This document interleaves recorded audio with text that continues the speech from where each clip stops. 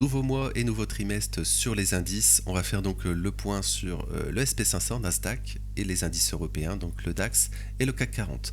Alors avant cela, n'oubliez pas notre accompagnement, donc notre groupe privé Idena Bourse et notre site idena-bourse.com. Notre accompagnement qui permet d'avoir toute la liste de nos positions en swing sur plusieurs jours, semaines, mois sur la crypto, les indices, forex et matières premières. Vous aurez accès Discord réservé aux membres, vidéos exclusives réservées aux membres, live hebdo, etc. Tout cela réservé aux membres du groupe privé. Vous avez deux offres pour y souscrire.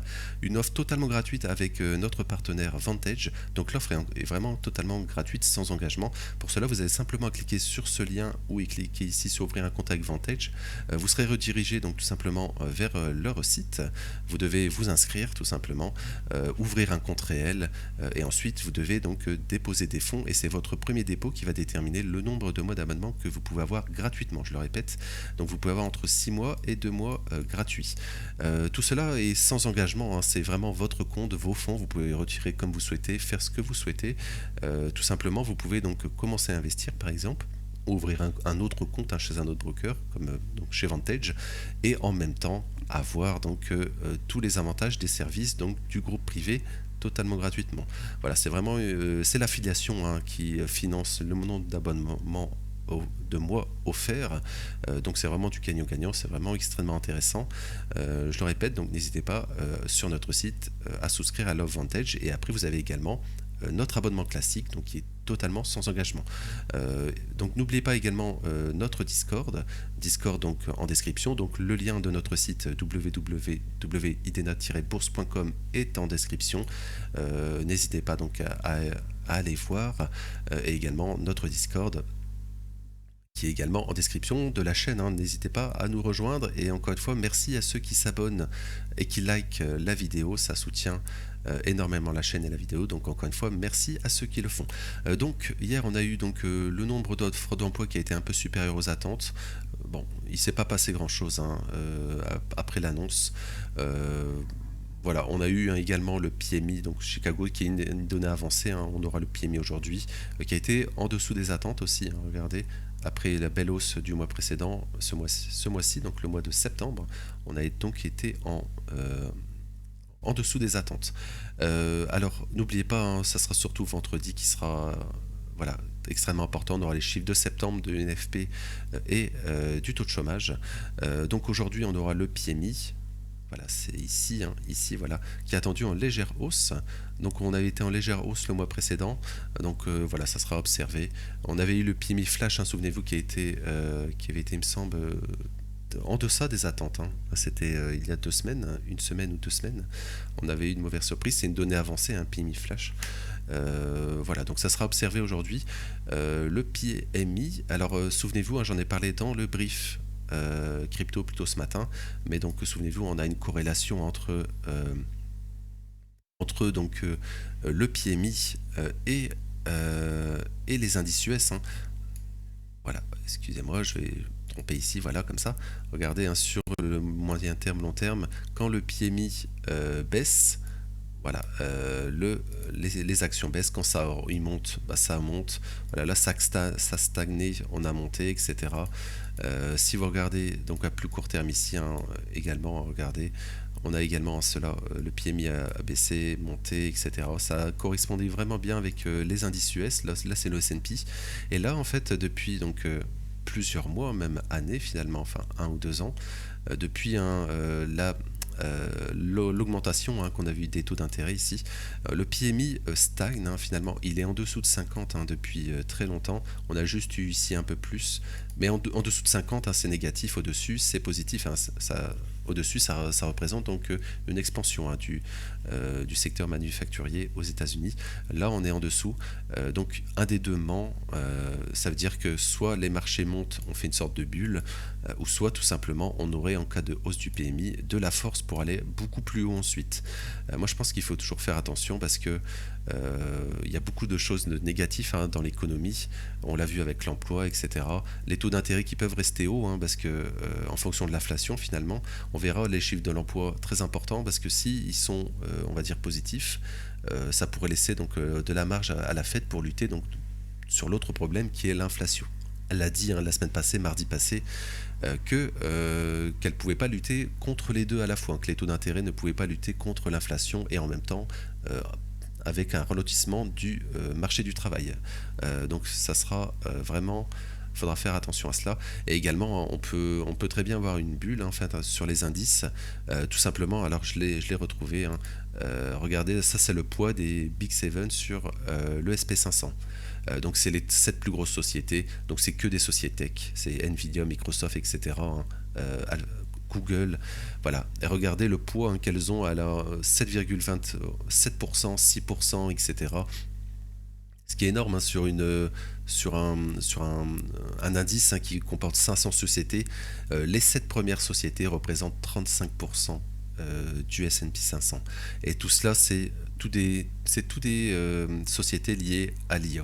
Voilà, on a vraiment une sorte de bulle avec l'IA, faut le dire. Regardez, hein, Nvidia par exemple, voilà, Nvidia. Voilà, Nvidia qui clôture, regardez, hein. Également on a cette décorrélation, on va dire, hein, avec euh, le, le PMI et Nvidia. Regardez, on était assez bien corrélés avant, regardez si on était hein, assez bien corrélés finalement.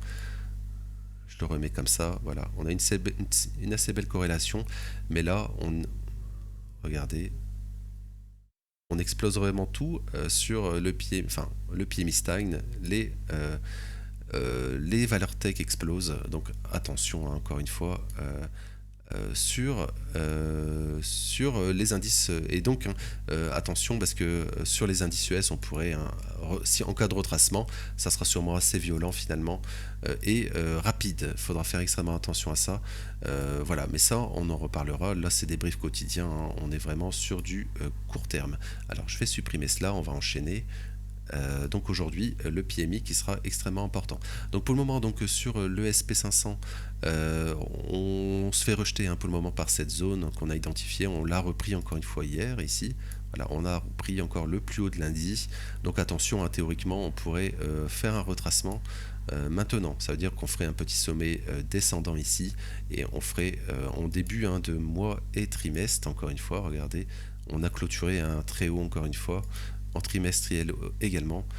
Donc ça sera vraiment, il faudra faire attention. Donc on pourrait avoir un petit, si on est haussier tout simplement, on ira peut-être octobre-novembre, on va retracer tout simplement. On pourrait, hein, retracer ici, peut-être dans cette zone, hein, fair value gap ici, pourquoi pas. Et pourquoi pas refaire un nouvel ATH ensuite à la fin du trimestre. Et là, il faudra faire attention, hein. Les débuts de mois et trimestres sont toujours très intéressants à observer, car on va sûrement faire un fake move, hein, tout simplement. C'est-à-dire que si on va au sud début de mois trimestre, on pourrait, hein, tout simplement avoir une consolidation et pourquoi pas ensuite la continuation baissière ensuite, haussière pardon, haussière ensuite. Voilà, pour le moment on est dans cette zone, hein. Tant que cette zone est maintenue, bah, la direction est plutôt à la baisse, hein, cette zone de fair value gap ici, 4 heures, et inversement, hein, si on la passe, bah, ça serait chercher un nouvel ATH et ça sera vraiment observé en début de mois, je le rappelle. On va enchaîner sur le Nasdaq ici. Donc le Nasdaq, la même chose, hein. Pour le moment on est dans cette zone, hein, de fair value gap ici. Nasdaq plus faible, voilà, Nasdaq plus faible, on n'est pas revenu à chercher le plus haut de lundi pour le moment. Donc attention, également je voulais revenir sur le Dow Jones aussi. Dow Jones, parce que le Dow Jones, on a fait une belle clôture hier. Donc on est très proche, hein. On pourrait faire extrêmement attention de, si on va au nord, voilà, de ne pas chercher le plus haut donc du mois et du trimestre précédent maintenant, en début de trimestre et du mois d'octobre, aller chercher un ATH et là on pourrait faire attention pour avoir un retracement sur les indices. Regardez, on va voir sur le SP500, regardez, c'est un peu la même chose. Là c'est sur l'indice, hein. Voilà, pour le moment on clôture à la limite, on a un petit retracement. Attention à ne pas chercher donc justement début de mois ou trimestre, c'est-à-dire dans les prochains jours, un nouvel ATH sur les indices. Et là, il faudra faire extrêmement attention en cas de rejet, parce qu'on pourrait tout simplement avoir un retracement un peu plus important. On prendrait le plus haut du mois précédent, du mois de septembre et du trimestre, du troisième trimestre. On le ferait en début de trimestre. Donc attention, également sur le S&P 500, on a la même chose. Voilà, attention de ne pas faire tout simplement une sorte de double top à court terme. et là on pourrait avoir un retracement ensuite plus important en cas de rejet sur les ATH ici. Voilà, ce qui serait positif hein, pour un retracement, hein, je le répète, ça serait tout simplement de prendre un début de mois et trimestre un nouvel ATH. Voilà, donc il n'y a pas plus de choses à dire, finalement on est toujours dans cette zone hein, qu'on travaille, on l'a vu sur l'SP500 ici. Donc voilà, il ne s'est pas passé grand chose depuis hier, depuis lundi. Enfin lundi on a tout simplement un peu pump, on a monté un petit peu et finalement on range hein, tout simplement. Donc théoriquement on a pris hein, le plus haut de lundi, donc théoriquement alors on l'avait pris aussi pardon le plus bas de lundi ici. Voilà, donc pour le moment on range, il n'y a pas vraiment de tendance, mais ce que montre le graphique hein, pour le moment tant que cette zone est rejetée est maintenue, on pourrait avoir un rejet sur les indices, mais comme on l'a vu également sur l'indice ici, voilà, on est très proche d'un ATH, on pourrait très bien aller chercher l'ATH en début de mois trimestre, et là il faudra faire extrêmement attention, je le répète. Voilà, donc on va enchaîner sur le DAX. Alors le DAX, regardez, on va aller en daily. Voilà, le DAX hier, on a eu une belle, hein, pour le moment, on s'est extirpé du fair value gap daily. On a eu une belle hausse sur le DAX. Voilà, attention, donc si le S&P, etc. va faire un nouvel ATH, attention à ne pas revenir dans cette zone ici, sur le DAX, qui est une zone de fair value gap weekly ici. Regardez, voilà, c'est très léger, hein, voilà, c'est vraiment, regardez, voilà, sur le DAX. On pourrait donc revenir dans cette zone, fair value gap weekly ici, et attention au rejet, à la continuation baissière ensuite, parce qu'on s'est tout simplement fait bloquer par la bande de Bollinger ici. Et sur le DAX, on est toujours un... Voilà, on a pris ces stops ici, voilà, on a toujours ça ici, pourquoi pas aller les chercher, mais attention donc à la continuation baissière, mais si on s'extirpe de cette zone, c'est toutes ces zones, on en a parlé plein de fois, c'est vraiment aller chercher un nouvel ATH sur, alors un ATH à court terme sur le DAX. Mais voilà, donc pour le moment, on a le lundi, le mardi qui sont, on va dire, assez haussiers. Voilà, donc attention à ne pas aller chercher cette zone avec un nouvel ATH sur les indices US. Et ensuite, on pourrait avoir une zone de rejet ici. Et tout simplement revenir dans ce fair value gap weekly qu'on vient de voir. Donc on va terminer par le CAC 40. Donc le CAC 40 hier il est revenu encore une fois dans cette zone hein, de fair value gap ici. Je vais passer en 4 heures pour que ce soit visible.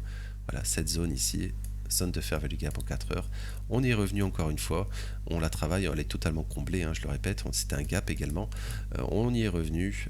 Donc attention, donc maintenant on peut aller au nord et chercher finalement tous ces stops ici. Voilà, sur le CAC 40. On peut donc faire la continuation haussière et si on fait cela, ça voudra dire hein, que le DAX bien sûr continue à monter et on pourrait peut-être, si on ne mèche pas, hein, si on ne fait pas une mèche comme ça et une réintégration, voilà, parce que si on mèche, hein, ça ferait la prise de stop au nord et là il faudra faire extrêmement attention à la continuation baissière sur le CAC 40. Le CAC 40, je le répète, hein, qui a laissé un equal low ici. Donc théoriquement, on peut toujours avoir la continuation baissière, surtout qu'on est toujours dans ce fair value gap daily, le rectangle rouge ici, le grand rectangle rouge. Donc extrêmement attention. Voilà. Mais pour le moment, le fait hein, qu'on garde ce fair value gap 4 heures, voilà, invite à penser qu'on pourrait donc aller chercher au nord et attention à la prise de stop au nord justement et de ne pas se faire rejeter. Et voilà, ici hein, dans cette zone, ne pas faire ça. Et là, on aurait donc la consolidation, manipulation et l'expansion baissière ensuite dans ce fair value gap daily. Encore une fois, je le répète. Voilà, donc pas d'autre chose à dire hein, en weekly également. Je vais regarder en mensuel, on a clôturé, bon, pas grand chose, on stagne hein, depuis des mois sur le CAC 40. Je ne suis pas revenu sur le DAX également, je vais y revenir. Oui, donc le DAX, on a pris hein, tous ces plus bas ici. Voilà, ce qui est assez positif hein, finalement. On n'a pas pris ce plus bas ici, mais voilà, on a fait une belle mèche finalement à la baisse. Voilà, on pourrait peut-être faire la continuation haussière, peut-être sur le DAX, au moins avec ce trimestre, début de trimestre et peut-être début du mois d'octobre avec les indices US. Voilà, ça sera vraiment à observer. Sur le DAX. Voilà, je vais m'arrêter et donc également sur le CAC 40. Hein, en cas, on pourrait aller chercher peut-être un peu plus haut ensuite avec la hausse des indices US et du DAX. Je vais m'arrêter là pour aujourd'hui, donc n'oubliez pas notre accompagnement, donc tous les liens sont en description, donc notre site idena-bourse.com qui est disponible totalement gratuit avec l'offre Vantage, notre partenaire. C'est tout simplement donc l'affiliation qui finance l'abonnement, ce qui est vraiment très intéressant. Vous avez l'offre mensuelle classique, vous pouvez poser vos questions à nous contacter également sur le Discord, un Discord de la chaîne YouTube, voilà, qui est disponible. Voilà, donc n'hésitez pas à nous rejoindre, je vais vous souhaiter donc une belle journée et merci.